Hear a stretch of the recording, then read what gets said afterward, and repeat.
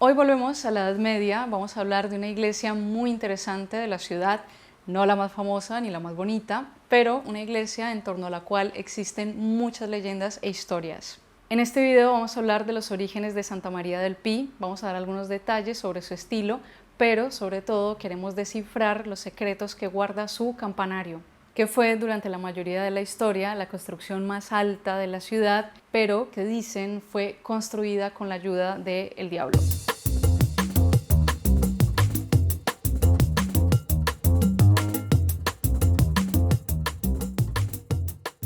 Vamos a ir un poco por partes porque esta iglesia guarda muchos secretos y muchas historias. La iglesia de Santa María del Pi se encuentra en la zona antigua de la ciudad, en el barrio gótico. Yo sugiero que si van a verla, vayan por la calle de Petrichol, una de las calles más bonitas de la ciudad, muy conocida además por sus galerías de arte y por sus chocolaterías.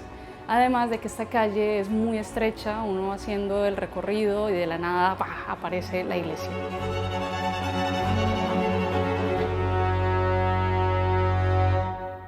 Pero bueno, vamos a empezar con el nombre, que yo creo que es una de las cosas que más llama la atención, porque para las personas que no somos catalanoparlantes, nos quedamos un poco locos, porque la iglesia se llama Santa María del Pi. ¿Y qué significa Pi? Pilar, Pío, 3,14. Y no, Pi es una palabra en catalán que significa pino, o sea, sería la iglesia de Santa María del Pino. ¿Y qué tiene que ver el pino en todo esto?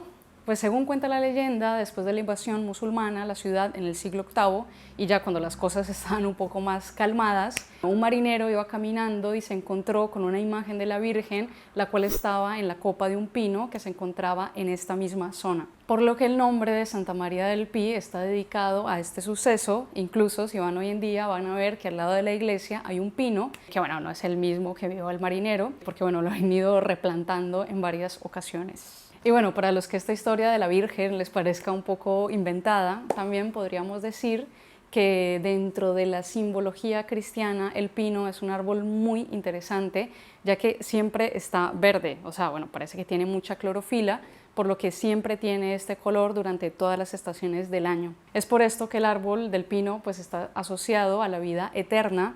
Además, en términos generales, suelen ser árboles bastante altos y si estamos en un bosque, pues el pino va a destacar, por lo que también podríamos asociarlo a la conciencia humana que debe estar siempre mirando hacia arriba. Yo les doy así como dos explicaciones, la de la Virgen y la de la vida eterna, cada uno elige la que más le guste. En cuanto al origen de la iglesia, es un tema muy discutido. Se habla de que en este mismo lugar ya existía una capilla desde el siglo V, aunque de esta primera iglesia pues no tenemos información. Además también tengamos en cuenta que en esta zona de la ciudad no se han hecho excavaciones, por lo que no se tienen tampoco como evidencias arqueológicas. Luego, a partir del siglo X, ya empezamos a encontrar documentos que hacen referencia a una iglesia que existió en esta zona y que tenía un estilo románico. De este templo, además de los documentos, también nos han quedado algunos detalles que los podemos encontrar en la iglesia actual y son estos capiteles en una de las puertas laterales de la iglesia. Pero tenemos la pequeña capilla del siglo V, luego la iglesia románica del siglo X,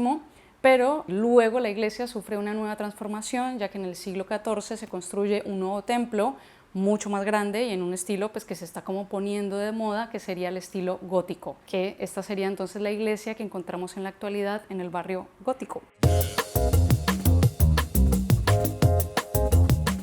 La construcción de esta nueva iglesia empezó en 1322 durante el gobierno de Jaume I.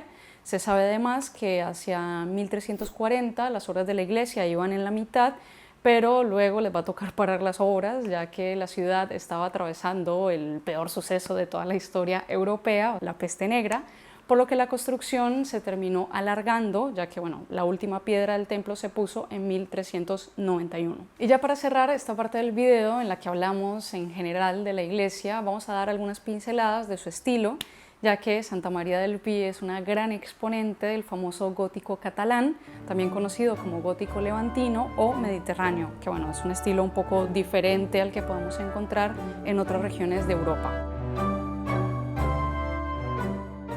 Primero que todo, es un estilo más horizontal. Las iglesias son como más bien chatas porque utilizan contrafuertes en vez de arbotantes, tienen torres octagonales en vez de estos típicos techos apuntados y digamos que en términos generales son iglesias un poco más sobrias y sencillas, siendo así como totalmente sinceros. Aún así, y yo creo que esto ya lo dijimos cuando hicimos el video sobre Santa María del Mar, lo más impresionante del gótico catalán no está en la fachada del edificio, sino en su interior. En este caso, Santa María del Pi tiene una sola nave rodeada por varias capillas laterales. Luego, la bóveda de crucero, sumamente amplia, cierra todo este espacio casi diáfano y da una sensación de inmensidad única.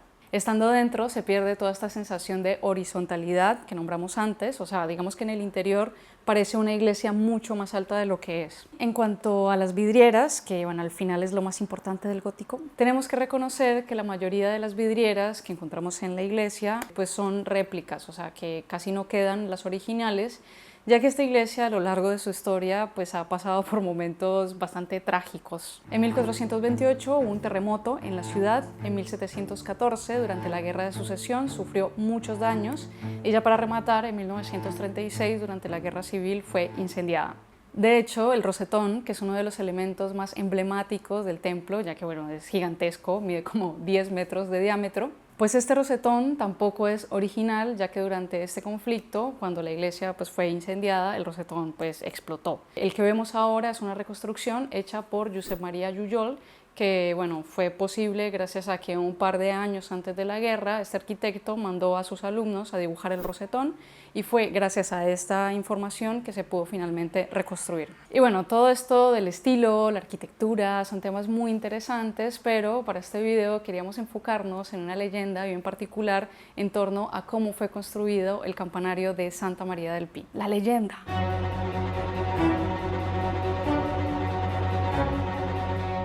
El campanario de la iglesia es una verdadera obra maestra de la arquitectura gótica catalana. Se trata de una construcción de planta octagonal de 54 metros de altura y unos 12 metros de diámetro exterior. Hoy en día puede ser que veamos estos números como algo normal, incluso si uno está debajo del campanario no se sorprender nada, pero de verdad es un campanario muy alto. Durante muchos siglos fue el edificio más alto de la ciudad. En la Edad Media debe haber sido como una especie de rascacielos. Que por cierto, me puse como a buscar cuáles eran los edificios más altos del mundo. Me metí como en una página de los 20 edificios más altos. No conocía ninguno. O sea, yo me quedé como en la época del Empire State. Creo que me estoy haciendo mayor. El caso es que el campanario es muy alto y evidentemente para hacer un edificio así de robusto y alto, pues parece ser que fue toda una proeza para la época. Para poner en pie un edificio con esta magnitud, pues debes tener cierto conocimiento, saber hacerlo bien, porque si no se te cae el edificio. Y parece ser que esto era efectivamente lo que estaba pasando. El campanario se intentó finalizar en varias ocasiones, pero siempre que se alcanzaba a cierta altura el campanario se caía, o sea, por más de que intentaban miles de alternativas, no había manera. El campanario se estaba siempre derrumbando, incluso alcanzaron a pasar muchos arquitectos hasta que el último, pues ya totalmente desesperado, toma la difícil decisión de hacer un pacto con el diablo para poder terminarlo. El plan era que el diablo ayudaba a finalizar el campanario, o sea, ya no se iba a caer más, pero al cambio el arquitecto le tenía que dar su alma. Ambos hacen entonces el pacto, lo firman y ponen la condición de que cuando la escalera de caracol del campanario alcance el escalón número 100 iban a realizar entonces el intercambio. Y bueno, hasta aquí iba todo bien, el diablo cumple con su parte. De hecho cuenta un poco la leyenda de que cuando empiezan otra vez la construcción los obreros estaban muy sorprendidos de que todo iba de maravilla. Ahora el campanario no se caía, tenía gran solidez y las obras avanzaban más que nunca. ¿Y qué creen que pasó? Pues este último arquitecto, que parece que se llama Bartomeu Mas, dedicó lo que le quedaba de su vida en la construcción de esta obra, pero se aseguró de nunca sobrepasar el maldito escalón 100. Es por esto que Mas va a morir sin ver la obra finalizada y luego pues ya otra persona totalmente libre de estos pactos satánicos se va a encargar de terminar los peldaños que faltaban. La leyenda finaliza cuando Satanás eventualmente pues se da cuenta del engaño, por lo que se aparece en el campanario muy molesto y como venganza decide hacer una marca en el escalón número 100, o sea, va a maldecir el lugar, asustar a las personas para para que nunca nadie se atreviera a subir al campanario.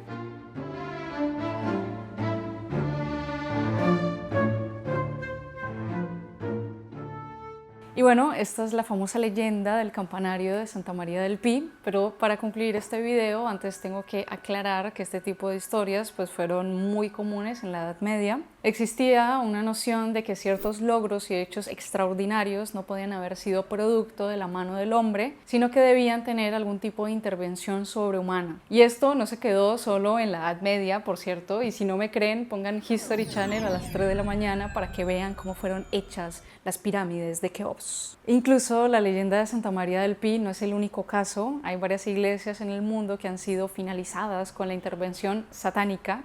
Existe el caso de la Catedral de Nuestra Señora de Múnich, donde pasó prácticamente la misma historia. Incluso si la visitan van a ver que está exhibida la marca del diablo en la iglesia. Pero esto no se quedó solamente en Europa, parece ser que el diablo llegó hasta Hispanoamérica, donde encontramos el caso de la iglesia de San Francisco de Quito, que también fue finalizada con ayuda del diablo, pero en esta ocasión el engaño fue que nunca pusieron el último ladrillo de la construcción, por lo que la iglesia técnicamente nunca fue finalizada, que al parecer pues era bastante fácil engañar al diablo. Si has estado en la iglesia de Alemania o en la de Quito, coméntanos tu experiencia con el diablo. Entonces, tenemos por un lado esto, o sea, esta noción de que habían obras tan maravillosas que no podían haber sido hechas únicamente por los humanos, pero existe también otra noción que se nos está mezclando un poco, y es esta idea de que siempre han existido personas que están dispuestas a hipotecar su alma a cambio de alcanzar gran conocimiento. Está el caso de Niccolò Paganini o Robert Johnson, que en ambos casos serían personas que estuvieron dispuestas a vender su alma al diablo a cambio de convertirse en los mejores intérpretes de su época. Aunque de esta saga, pues el personaje más conocido es el de Fausto, el cual sería como el arquetipo de este hombre eternamente insatisfecho, que nuevamente vende su alma al diablo en búsqueda de sabiduría y poder ilimitado. Que por cierto, todas estas historias pues tienen un fondo un poco moralizante, o sea, la idea es que el fin no justifica los medios, por lo que todos estos personajes, pues sus vidas terminaron muy mal. De hecho, Robert Johnson fue el primer integrante del selecto grupo de los 27 y ya saben pues cómo terminaron todas estas personas. La leyenda del campanario de Santa María del Pi está inscrita en esta tradición, cuenta cómo se necesitó de una intervención diabólica para construir el edificio más alto de Barcelona, bueno, de la Barcelona medieval, y cómo los artífices de esta época estaban dispuestos a perder su alma con tal de reunir el conocimiento necesario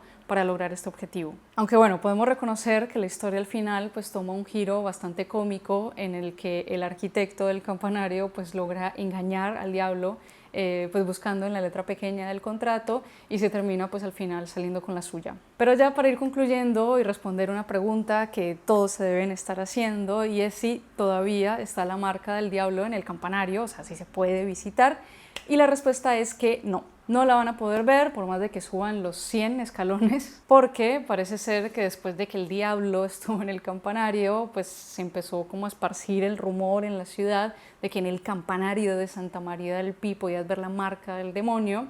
Y bueno, pues parece ser que la iglesia no estaba dando abasto. Venían feligreses de todos los rincones de Cataluña que estaban dispuestos a hacer filas interminables, pagar lo que hiciera falta para ver con sus propios ojos la marca demoníaca, que al final pues tuvo el efecto contrario a lo que pretendía el diablo, o sea, se convirtió pues en la campaña de marketing medieval más exitosa de la iglesia, pero luego los sacerdotes parece ser que no estaban nada contentos con la situación, porque al final estaba viniendo más gente a ver el escalón que a la misma Virgen. Por esto se tomó la decisión de destruir la marca, o sea, borrar totalmente el escalón, por lo que si visitas hoy en día el campanario pues no lo vas a poder ver. Bueno amigos, espero que hayan disfrutado este video de las leyendas. Hoy no fue un tema tan histórico, pero queríamos variar un poco con el contenido. Nos dejan en los comentarios si les gustan este tipo de videos o qué quieren ver en una próxima entrega de Entre Espacios. Yo debería ser actriz.